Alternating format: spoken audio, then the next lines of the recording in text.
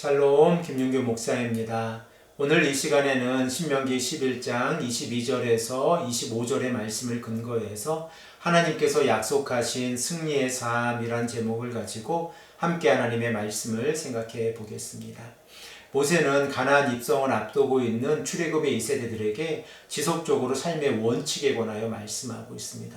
특별히 오늘 본문 말씀을 보면 이스라엘 백성들이 하나님의 말씀에 순종하며 나아갈 때에 그 순종의 삶이 어떠한 삶인가를 우리에게 세 가지 원칙으로 말씀하고 있습니다. 우리 다 함께 본문 22절의 말씀을 읽겠습니다. 너희가 만일 내가 너희에게 명하는 이 모든 명령을 잘 지켜 행하여 너희 하나님 여호와를 사랑하고 그의 모든 도를 행하고 그에게 의지하면. 모세는 22절의 말씀에서 조건절로 이스라엘 백성들에게 말씀하고 있습니다.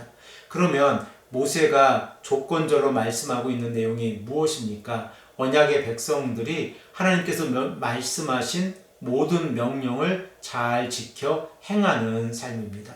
그리고 이러한 삶을 모세는 세 가지 특징으로 말씀하고 있는데, 첫 번째로 하나님을 사랑하는 것이고, 두 번째로 하나님께서 말씀하신 모든 도를 행하는 삶이고, 세 번째로 하나님을 의지하는 삶입니다. 우리는 하나님을 사랑하는 삶에 관하여 조금 더 깊이 있게 생각해 보아야 합니다.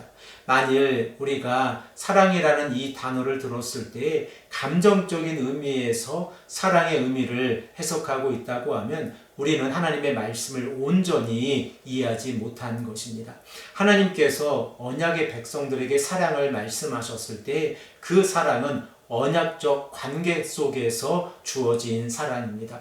그러므로 언약의 백성들은 하나님의 말씀에 순종하는 삶으로 살아가야 하고 하나님께서 언약의 백성들에게 베풀어 주신 그 은혜에 보답하는 의미에서 사랑에 관하여 이해해야 합니다.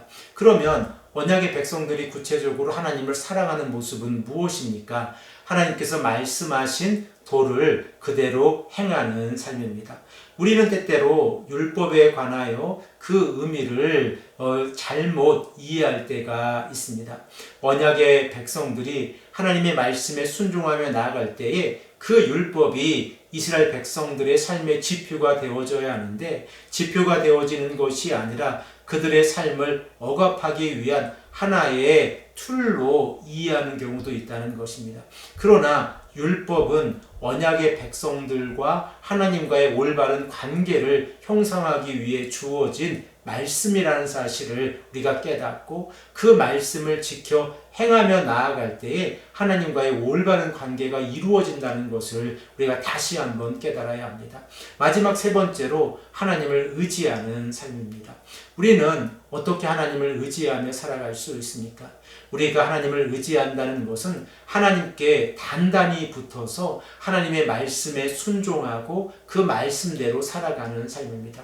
이러한 삶은 매우 친밀한 관계 속에서 이루어진다는 것을 우리가 생각해 볼 수 있는데 마치 부모와 자녀의 관계처럼 자녀들이 하나님 부모를 의지하고 부모님을 사랑하며 나아가는 것처럼 언약의 백성들이 하나님을 의지하고 하나님을 사랑하며 나아갈 때에 하나님께서는 언약의 백성들에게 은혜를 베풀어 주신다고 하는 사실입니다. 하나님의 사랑에 보답하는 삶은 우리 또한 하나님을 사랑하고 그 말씀에 순종하고 하나님과 친밀한 연합의 관계를 맺으며 살아가는 삶입니다. 이러한 삶을 살아갈 때에 하나님께서는 본문 23절에서 24절의 말씀을 통하여 큰 승리와 넓은 땅을 허락해 주신다라고 약속해 주십니다. 우리 다 함께 23절, 24절의 말씀을 읽겠습니다. 여호와께서 그 모든 나라 백성을 너희 앞에서 다 쫓아내실 것이라. 너희가 너희보다 강대한 나라들을 차지할 것인즉 너희의 발바닥으로 밟는 곳은 다 너희의 소유가 되리니 너희의 경계는 곧 광야에서부터 레바논까지와 유브라데 강에서부터 서해까지라. 먼저 23절의 말씀을 우리가 생각해 보면 이스라엘의 백성들은 그들이 가지고 있는 군사력을 뛰어넘는 승리를 경험하게 될 것입니다. 이 승리는 이스라엘 백성들이 아주 좋은 전략을 가지고 있어서 얻는 승리가 아니라 하나님께서 언약의 백성들과 함께 하심으로 주어진 승리입니다. 그러므로 언약의 백성들은 하나님의 말씀에 순종함으로 그 말씀의 의미가 무엇인가를 깊이 있게 깨달아야 합니다. 24절의 말씀을 보면 아주 광대한 땅을 이스라엘 백성들에게 주시겠다라고 말씀하고 계신데 이 경계는 다윗과 솔로몬의 시대에 잠시 성취가 되었던 이스라엘 역사상 가장 넓은 영토를 의미하고 있습니다. 그러므로 하나님께서 아브라함에게 약속하신 그 약속이 어떻게 언약의 백성들이 하나님을 사랑하고 그 말씀을 지키고 하나님과 밀접한 연합의 관계를 맺으며 나아갈 때 이루어지는지에 관하여 우리가 생각해 볼 수 있습니다. 이 전쟁 가운데에서 우리가 다시 한번 생각해 볼 수 있는 것은 하나님께서 언약의 백성들을 위해서 대신 싸워 주신다고 하는 사실입니다.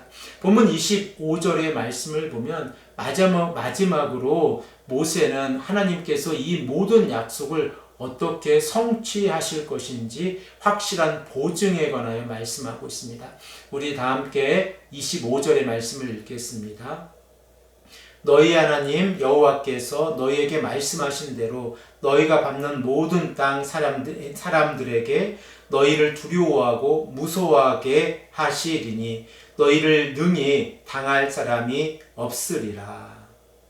승리의 보증은 하나님에 의해서 주어졌습니다.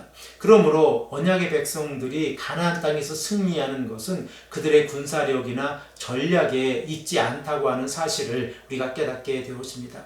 본문 25절의 말씀을 다시 보십시오. 하나님께서는 언약의 백성들이 그들이 밟는 모든 땅에 살아가는 사람들로 하여금 두려움의 대상이 되어지게 하겠다라고 말씀하고 있습니다.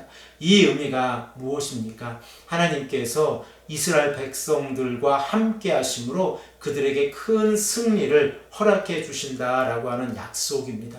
사랑하는 성도 여러분, 이스라엘 백성들은 출애굽의 과정 가운데에서 특별히 가나안 땅에 정탐 꿈을 보냈을 때에 그 가나안 땅에 살고 있는 사람들을 두려워했습니다. 그러나 그 두려움이 역전되어져서 가나안에 살고 있는 사람들이 이제 이스라엘의 백성들을 두려워하게 될 것이다 라고 모세는 말씀하고 있습니다. 이러한 삶이 우리의 삶이 되기를 간절히 소망합니다. 하나님께서 우리와 함께 하신다는 그 약속이 이루어질 때 우리들의 삶 또한 이 땅에서 이러한 삶이 될 것입니다. 하나님의 말씀에 순종하고 그 말씀을 따라 살아가는 것은 우리가 하나님 앞에서 하나님을 향한 사랑을 표현하는 것입니다. 오늘 이 아침에도 우리가 이 말씀을 붙잡고 간절히 기도하기를 소망합니다.